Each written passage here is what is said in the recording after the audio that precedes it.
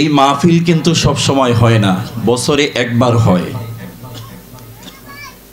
আপনি এখনো ঘর থেকে বাহির হতে পারেন নাই, দোকান থেকে, বাজার থেকে, মোবাইল থেকে এখনো আপনি পৃথক হতে পারেন নাই, কিন্তু যারা চেষ্টা করেছে,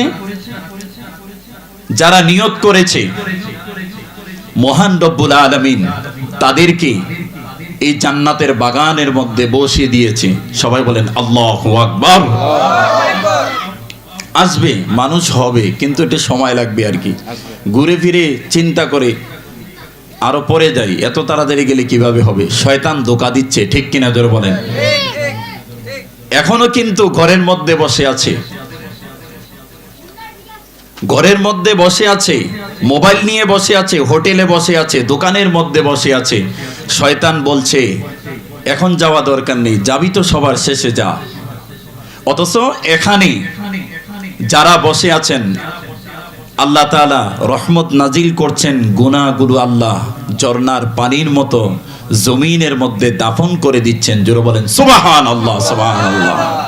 আল্লাহর কাছে কোনোদিন আমরা বলি নাই মালিক ও রব্বুল আলামিন তুমি আমাকে মানুষ বানাও। কোনোদিন বলছিলাম? সবাই বলেন বলছি কোনোদিন? ও রব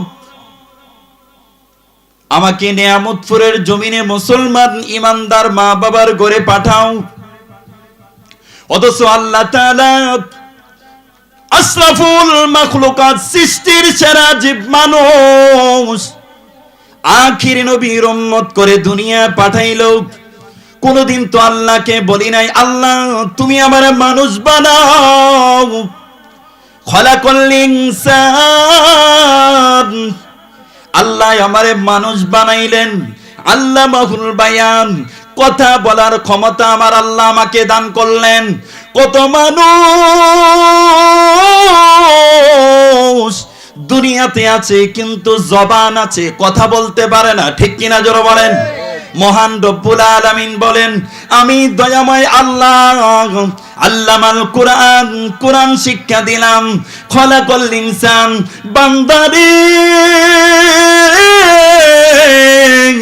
তোমারে আমি মানুষ বানাইলাম। আল্লামাহুল বায়ান, কথা বলার ক্ষমতা দান করলাম। কোনদিন আমি আল্লাহকে বলো নাই আল্লাহ তুমি আমাকে মানুষ বানাও, তুমি আমাকে হাত দাও, দুইটা চক্ষু দাও, পা দাও।